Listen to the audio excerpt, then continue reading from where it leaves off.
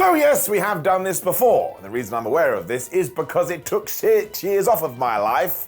I went to get it checked out by a doctor and everything. It is not good. But as the 25th anniversary of the Heroes of Wrestling event is here, people wanted me to do it for a second time. That's just mean. Nobody should even watch this show once, and now I've seen it twice. How am I ever going to forgive myself? I honestly do think it's gotten worse though, genuinely. If you're not aware of Heroes of Wrestling, it is widely considered the worst wrestling pay-per-view ever. And yes, after my second watch, I can tell you for free, that is absolutely correct.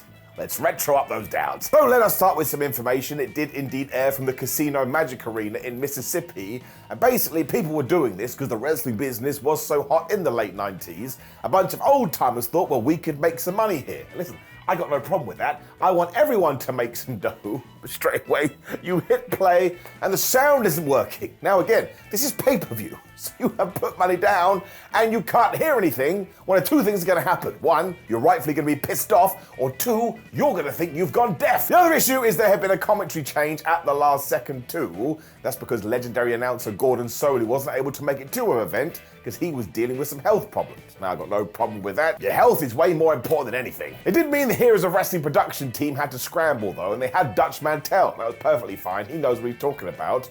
When they also found a dude named Randy. Now his last name was Rosenblum, and he must just have been a guy walking around the casino because he genuinely knows nothing about wrestling. And I'm not exaggerating. I think they sat him down and said, right, here's how it goes. It's work, and we tell one guy to win and one guy to lose. And he sat there trying to make notes, but nobody can get that in their brain. I mean, really, when you do break it down, the concept is kind of nuts. It also just means that essentially Dutch is doing a one-man booth because he keeps throwing things to Randy and he gets nothing back. So instantly, you just know it's going to be a bad night. Now, thankfully, the pay-per-view probably starts off on a high, and it's the nicest part, because we get a tribute video for Gorilla Monsoon, who very sadly had recently passed away.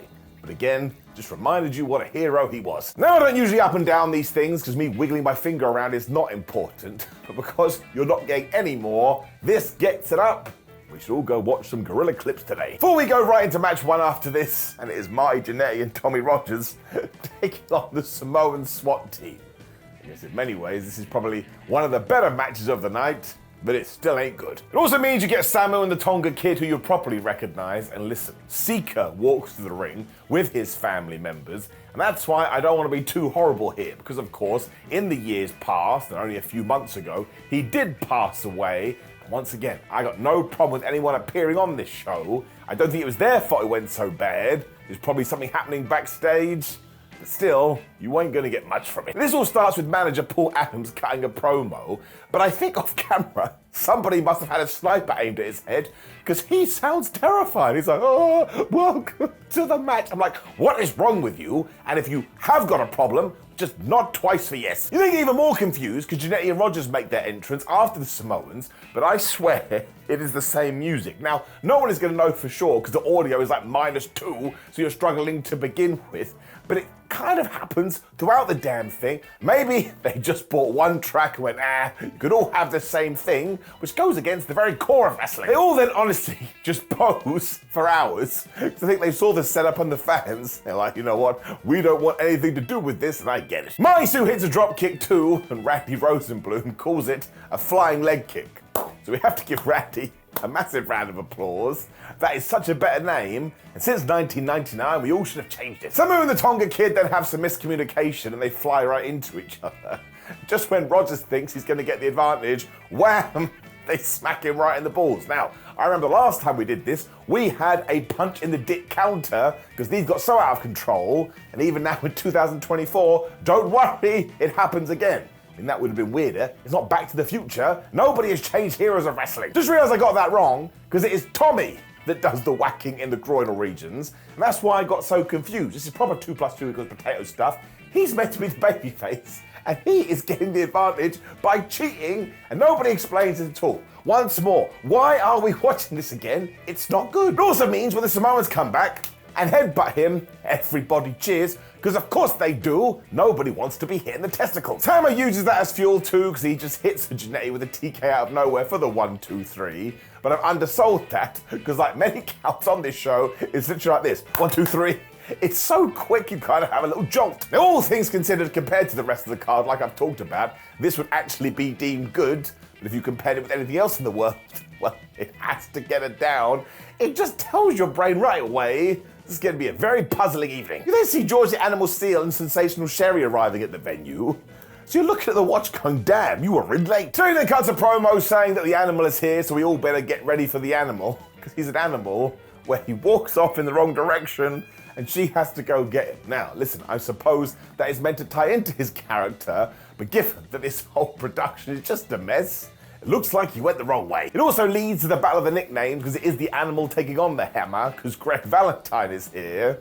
But I will hazard a guess, he would have rather have been anywhere else. Now, he has no music whatsoever, which may have been a mistake, because it's so hard to hear where he goes on the crime counter, which we never introduced to Retro Ups and Downs, because he cuts a promo and goes, hey, Sensational Sherry, when I've won this match, I'm going to kidnap you. He doesn't say that. He says he's going to put her in the trunk of a car, but I'm sorry, that's kidnapping. He doubles down on that as well because he goes after Sherry instantly, so of course George bites him. When he goes to the turnbuckle and does the ripping up thing, but clearly the fans are not familiar with this persona, so they do nothing, which means in context, it's just a human male ripping away at the ring for absolutely no reason. The animal then takes his top off, so Valentine decides he's going to stomp him for a bit, when from nowhere, Sensational Sherry goes heel and starts choking George the Animal Steele.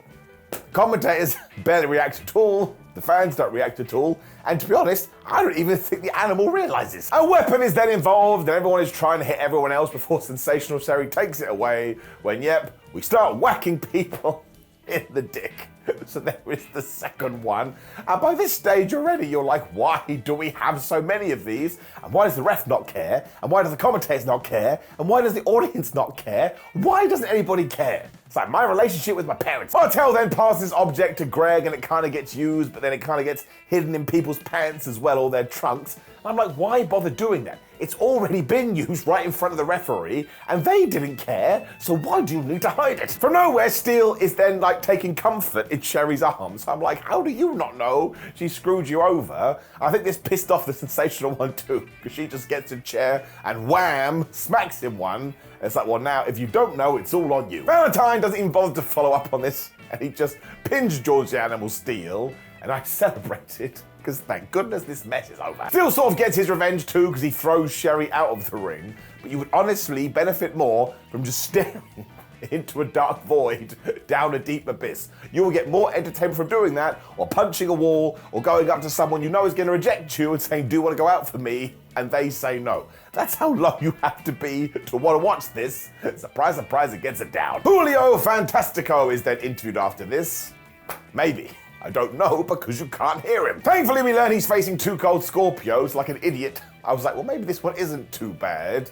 Then I realized, of course it is, because again, they both, I'm pretty sure, come out to one entrance track. Now, Captain Lou Albino joins commentary here, so at least he's having a good time when Scorpio and Julio go on to miss, I would say, 75% of the moves that they try. Now, I shouldn't laugh, because I wrestle, and sometimes things go bad, but within the context of this show, you're just wheeling on the ground. It's like, why is nothing going right? At one point, Fantastico as well decides that he's just going to do a dance, and if you are going to watch it, look at the fans. Don't react at all. So once again, it's just some man doing a jig in public. You do then get some dives, which wakes people up a bit, but when Fantastico goes to do one, Scorpio grabs him and throws him into the audience. So at least that's something. Now there is every single chance they do have a fight in the crowd, but you will never know because the cameras aren't shooting it, when yes, somebody gets hit in the dick. I'm not joking, I'm not making that up. I'm not saying it for a joke. We are 3 matches in, and well, we've done 3 blows to this area, which is not meant to be hit. The absolute most ridiculous bit is when Scorpio goes to the top rope, and Julio decides, well, I'm going to push the ref into this so you fall down. But Scorpio sees it, so even though this still carries on, Too Cold is like, well, I was anticipating it, so I'm going to stay up here. Then hits a bunch of moves off the top rope, and he keeps going back up there for some reason. When he hits the somersault leg drop, and he misses. But he still does the pin. 1, 2, 3. For some reason, the Heroes of Wrestling production team then replay this so you can definitely make sure that it does miss.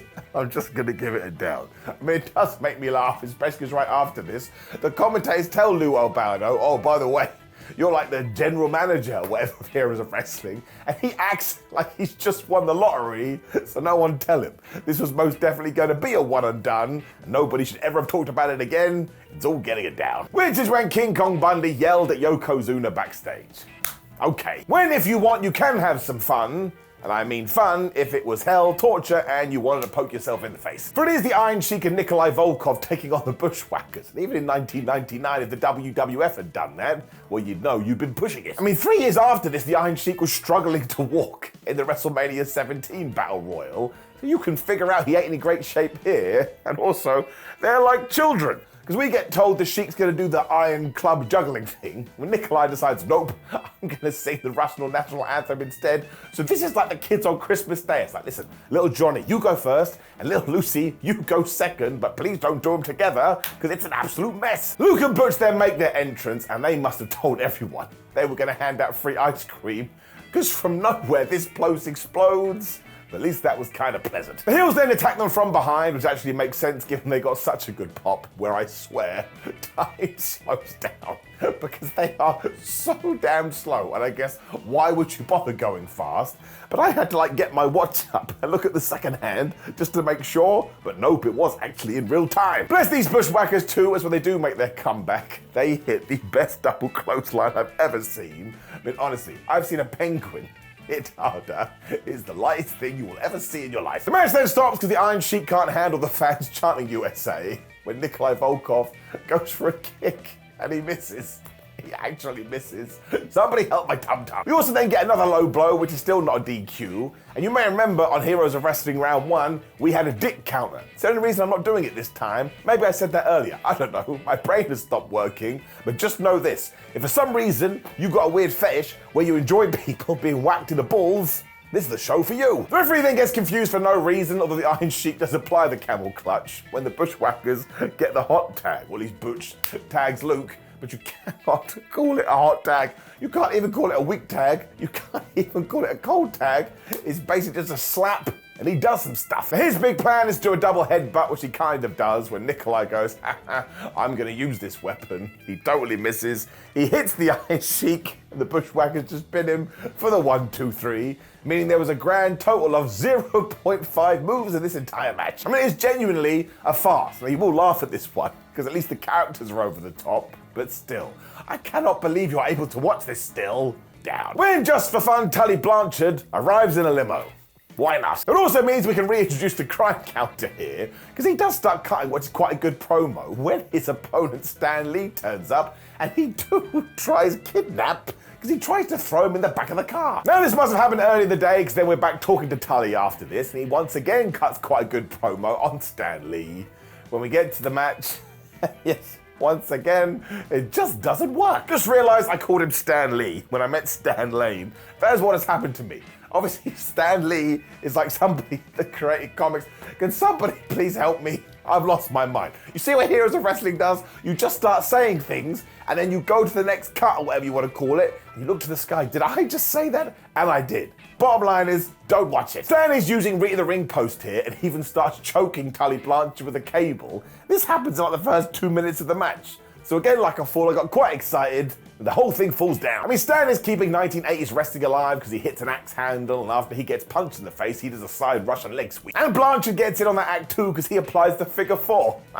Tully, that move never beats anyone. It's an old school through Thunderbomb. Stan then wants the pile driver, but Tully gets out of that, and he throws a clothesline, which also misses when, get this, Lane hits a back suplex. They both fall on the floor, and the referee counts 1, 2, 3, but Tully Blanchard is the winner. So you're looking around going, wait a minute, he took the move? Who came up with that? Now apparently, because I had to watch it 142 times, Tully got his shoulder up at the last minute. meaning that Lane's shoulders were down, but because he gave the move, nobody was putting pressure on them. That's the equivalent of saying if a wrestler lays down in the ring, the ref can count 1, 2, 3, even if nobody's on it. Who's he fighting? A ghost? No. You can tell the two couldn't agree on a proper finish, because then Stan goes to attack him, but Tully throws him out of the ring, and surely they walk to the back just going, man, we better get paid. So I honestly had to go read about this on the internet to make sure I had got this right, and no wrestling show from the beginning of time to 2024 should ever make you do that. Down. We then get more promos, but who the hell knows what they're saying because the audio isn't working again, when it's time for the one-man gang versus Abdullah the Butcher, and I hope you like cutlery. I would also turn this off before you do get to it, unless you want to see a double count out. Why on earth would we do a double count out? And one-man gang starts by throwing chairs in the ring, so I guess this is a no DQ, plus they're using chains to strangle each other, when, surprise, surprise, Abdullah gets the fork and he just stabs Gang right in the head. And you know what the cameras do? Given that they couldn't shoot anything else, they make sure you see the one-man gang cutting his forehead, because why wouldn't you want to see a wrestler play? It means hygiene is another thing that's thrown out of the window. When the one-man gang is so mad, him and Abdullah start fighting on the outside when the referee finally goes, well, I should count to 10. So let's just do a little bit of schooling here. Stabbing each other in the face is totally fine, who cares, but how dare you be on the outside of the ring for the count of 10. The two then fight to the back, and I am never getting these 7 minutes back. Also, how in 7 minutes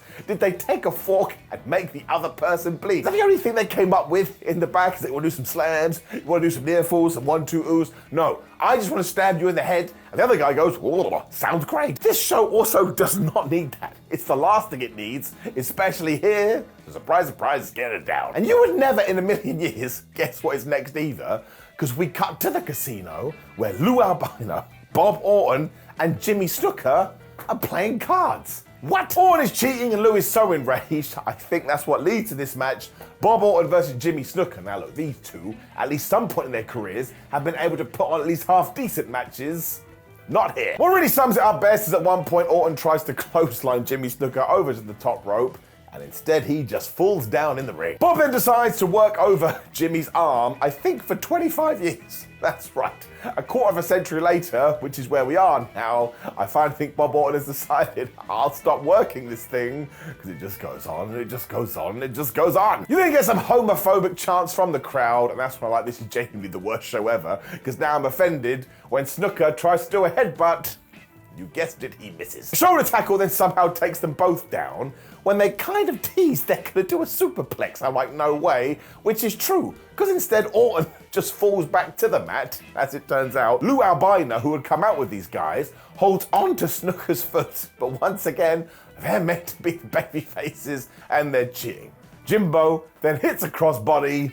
1, 2, 3. Now I say all of that, but you would have to be Sherlock Holmes to figure it out because it is so dark. And also Bob Orton had an out here because he chases the captain after this, which allows Snuka to hit the move, which means ultimately this was entirely pointless. But yes, if you do want to break it down, the good guy won thanks to outside interference, which is perfect traditional wrestling booking. I hate this show. Down. When we get to the main event, which wasn't meant to be the main event, it's super duper controversial. Because basically Jake Roberts was not in a good way when Heroes of Wrestling was on. He had a lot of personal and, let's just say it, drug issues. So when he's being interviewed here, he basically almost falls down. But he has to lean on interviewer Michael St. John here, and he just talks about gambling for ages. And I tell you, I don't know what he's going on about. For some reason, halfway through this too, we just cut to a woman in the crowd who is waving. I'm like, who's that guy? His opponent is also Jim the Anvil Neidhart, who has to stall for time here, because Jake Roberts just totally vanishes, and then when he does return, he makes a woman in the crowd basically fondle his chest, and all of this is really bad. If you do decide to watch this too, look right into Jim's face. He's having a breakdown here because he knows how bad it is, and when the match starts, honestly, you will have a meltdown yourself. This is not good. Because Neidhart can't do anything because Jake is on a different planet, when eventually he gets the snake known as Damien, basically pretends that this is his penis.